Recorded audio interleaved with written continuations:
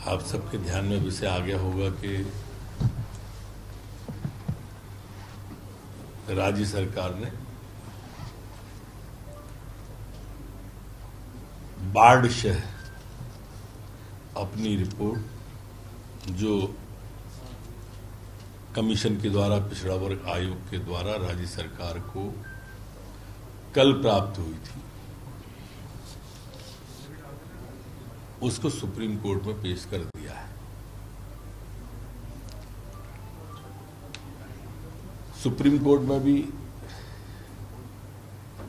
स्वीकार करने के बाद 17 तारीख को दोपहर 2 बजे का समय निर्धारित भी हो गया है। जैसा मुख्यमंत्री जी ने कहा था कि हमारी पूरी कोशिश होगी कि हम पिछड़े वर्ग के आरक्षण के साथ चुनाव में जाएं, वही मांग हम करने वाले भी हैं कि पहली मांग 2022 के परिसीमन के आधार पर हमें चुनाव की पिछड़े वर्ग के समाहित करते हुए अनुमति प्रदान करें। दूसरा, ये जो 2022 के हिसाब से जाएंगे उसके लिए थोड़ा सा समय और प्रदान करें। राज्य सरकार चुनाव के लिए तैयार है, पूरी तरह से कटिबद्ध है, वचनबद्ध है। 23,000 पंचायतें हैं। अगर हम पंच के, सरपंच के, जनपद के, जिला के, नगर पंचायत के, नगर पालिका के, नगर निगम के, अगर सभी वार्डों को ले लें तो 3 लाख से ऊपर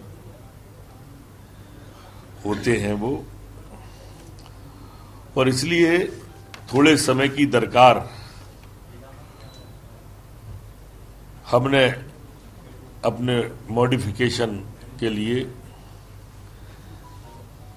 जो चुनाव ने रिपोर्ट दी है चुनाव आयोग को, हमने पिछड़ा वर्ग आयोग के द्वारा, उसके लिए हमने अतिरिक्त समय की और इसकी मांग की है। अब प्रश्न आता है कि यह स्थिति क्यों पैदा हुई, और आप अगर थोड़ा सा पीछे चले जाएंगे, पहले विवेक तनखा जी, फिर सैयद जाफर जी, जया जी, ये सभी कांग्रेस के वो मूर्धन्य लोगों के नाम हैं। जब माननीय शिवराज सिंह जी की सरकार ने चुनाव की घोषणा कर दी तो चुनाव में जाने की जगह ये रणछोड़दास बनकर, भगोड़े बनकर अदालत में चले गए। माननीय शिवराज सरकार जो थी, भाजपा की सरकार जो थी, वो आरक्षण के साथ चुनाव में गई थी, लेकिन उन्होंने कोर्ट में लगा दिया और उसका परिणाम कहें या दुष्परिणाम कहें या पाप कहें इनका, ये आया कि जो था वो और चला गया, नया तो ये कर नहीं पाए।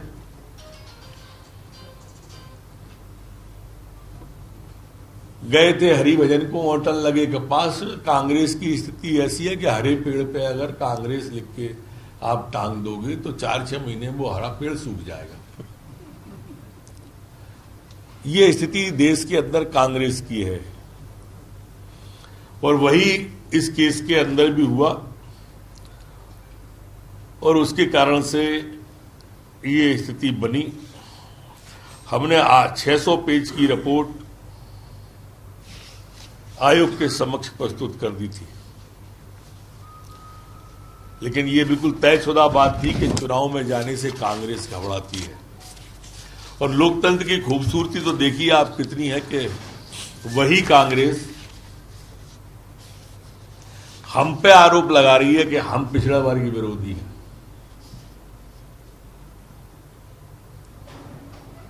माने हमने 3 मुख्यमंत्री दिए, तब हम पे आरोप लग रहा है। हमने नेता प्रतिपक्ष पिछड़ा दिए विक्रम वर्मा जी, हमने एससी का भी नेता प्रतिपक्ष शेजवार जी दिए, हम पे आरोप लग रहा है। उन्होंने एक भी नेता प्रतिपक्ष नहीं दिया पिछड़े का, एक भी मुख्यमंत्री नहीं दिया। और उस पर सितम ये कि जो पिछड़ा आगे बढ़े उस समय माननीय सुभाष यादव जी, उनको काटा। अब ये पीड़ादायी प्रसंग है कि नहीं, आप सोचो।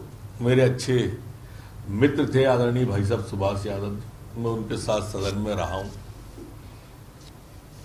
उनके बेटे जो अध्यक्ष थे प्रदेश के अरुण यादव जी, उनको हटा के बने लोकसभा का टिकट काट दिया उनको। मतलब ये कहने का कि पिछड़े वर्ग के साथ हमेशा विश्वासघात करने वाले कमलनाथ जी और कांग्रेस, वो हम पे आरोप लगा रही है कि हम भाजपा पिछड़ा वर्ग विरोधी है। छाछ बोले तो बोले, दारी छालनी भी बोले, जिसमें 76 तो छेद। ये स्थिति कांग्रेस की। अब इसको लोकतंत्र की खूबसूरती कहें या बदसूरती कहें, समझ में ही नहीं आ रहा है। समझने की कोशिश जरूर कर रहे हैं हम कि इस पर स्पष्ट जनता की समझ में ये बात आए, और इसीलिए आप सबको रूबरू होकर हम जनता तक अपना विषय पहुंचाना चाहते हैं। ये विषय स्पष्ट रूप से यह भी है कि मित्रों, भारतीय जनता पार्टी जितने भी चुनाव हुए अभी पिछले 2-2.5 साल के अंदर, अधिकांश में भारतीय जनता पार्टी विजयी रही है। हर बार, चाहे वो 28 सीटों के उपचुनाव की बात हो, चाहे वो अभी 1 लोकसभा 3 विधानसभा की 4 की बात हो, आपने देखा होगा कि लगातार भारतीय जनता पार्टी की सरकार गलती ने, अच्छा है, मैं तो उसकी योग्यता देख रहा हूं कि उसने माफी मांगने वाले भी रखे हुए हैं ऐसा।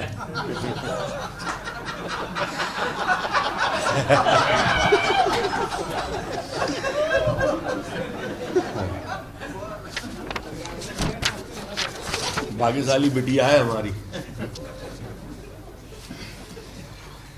मित्रों, भारतीय जनता पार्टी और शिवराज सिंह जी चौहान सदैव से ही ओबीसी के आरक्षण के पक्ष में रहे हैं, और हम उसी दिशा में लगातार आगे बढ़ रहे हैं। और इसीलिए मैंने आपको बैठने के पहले ये बताया कि मंगलवार की तारीख 2 बजे की उसमें लग गई है। भारतीय जनता पार्टी जब से सरकार में आई है, तीनों मुख्यमंत्री आप हमारे देख लें, माननीय उमा भारती जी, बाबूलाल गौर जी, शिवराज जी, इनके मंत्रिमंडल में भी ओबीसी को पर्याप्त प्रतिनिधित्व और पर्याप्त स्थान मिला है। हमारी पार्टी ऐसी है जिसने मुख्यमंत्री से लेकर प्रधानमंत्री तक सभी पिछड़े वर्ग से हैं, ओबीसी से हैं, और पूरी ताकत से, शिद्दत से, मेहनत से हम सब लोग जनता की सेवा करने के लिए रात दिन लगे हुए हैं। और इसलिए हमने जो हमारा त्रिस्तरीय टीटीटी जिसे बोलते हैं, तीनों ही तरह का रिपोर्ट सुप्रीम कोर्ट के अंदर पेश कर दी है। हमें विश्वास है कि उसमें हम सफल होंगे। चुनाव की डेट आएगी और चुनाव भी होंगे। हम कांग्रेस की तरह चुनाव रोकने नहीं गए हैं, मॉडिफिकेशन के लिए गए हैं। और 2 विषय हैं जो मैंने आपके सामने रखे।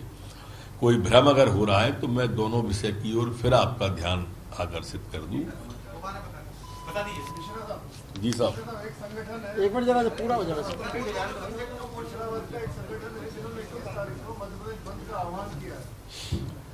कांग्रेस का देखो,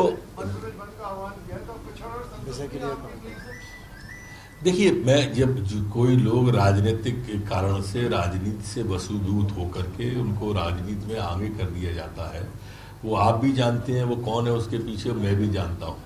जब तथाकथित रूप से इस तरह से कांग्रेस के ही लोग नाम लेके अगर किसी का काम करते हैं तो उसको आप किसी वर्ग का नाम मत दो। हमने कहा ना कि हमने जो किया है, हम छाती ठोक के मुख्यमंत्री से प्रधानमंत्री तक का बता रहे हैं, वो बताए ना।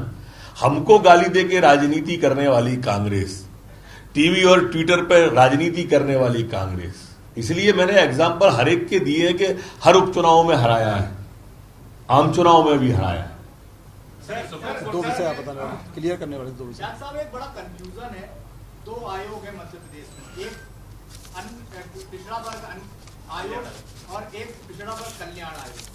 तो इनमें से किसने रिपोर्ट? गांधी गौरी शंकर जी बिसेन जिसके अध्यक्ष हैं, वो स्वयं भी जब रिपोर्ट पेश की थी तो आपके माध्यम से माननीय भूपेंद्र सिंह जी के साथ में, माननीय पटेल साहब के साथ में आपसे रूबरू हुए थे। जब वो रूबरू खुद हुए थे रिपोर्ट लेके, तो फिर कहां से भ्रम की स्थिति पैदा हुई, उस जगह को ढूंढना पड़ेगा। सर, आपने बताया कि मध्य प्रदेश ने, आपने भारतीय जनता पार्टी ने ओबीसी के 3 चीफ मिनिस्टर्स दिए, लीडर ऑफ ऑपोजिशन दिए, तो क्या कोई दूसरी कम्युनिटी का कोई मध्य प्रदेश में चीफ मिनिस्टर नहीं बन सकता क्या? ये किसने कहा नहीं, उसके भी बने हमारे पटवाजी जोशी जी दूसरी कम्युनिटी के भी थे। क्यों नहीं, आगे और पीछे क्या होती है इसमें?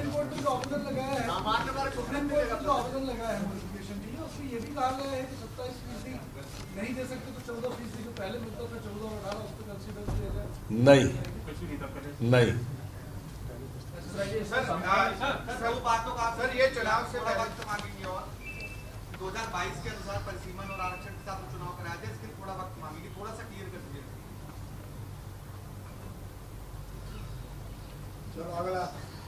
दो विषय हमने जो स्पष्ट रूप से मांगे हैं, 2022 के परिसीमन पर पिछड़ों के आरक्षण के साथ हमें चुनाव की अनुमति दें, इतना मॉडिफिकेशन कर दें। और दूसरा, चूंकि मैंने वार्डों की संख्या भी बताई, पंच, सरपंच, जनपद, जिला पंचायत, नगर पालिका, नगर निगम, इन सब में तो हमको थोड़ा सा समय और दे दिया जाए, 2-3 हफ्ते। जब पिछली बार चुनाव की प्रक्रिया भी शुरू हो चुकी थी, तो जब सब तैयारी तब थी, तो अब अलग से वक्त की क्या आवश्यकता?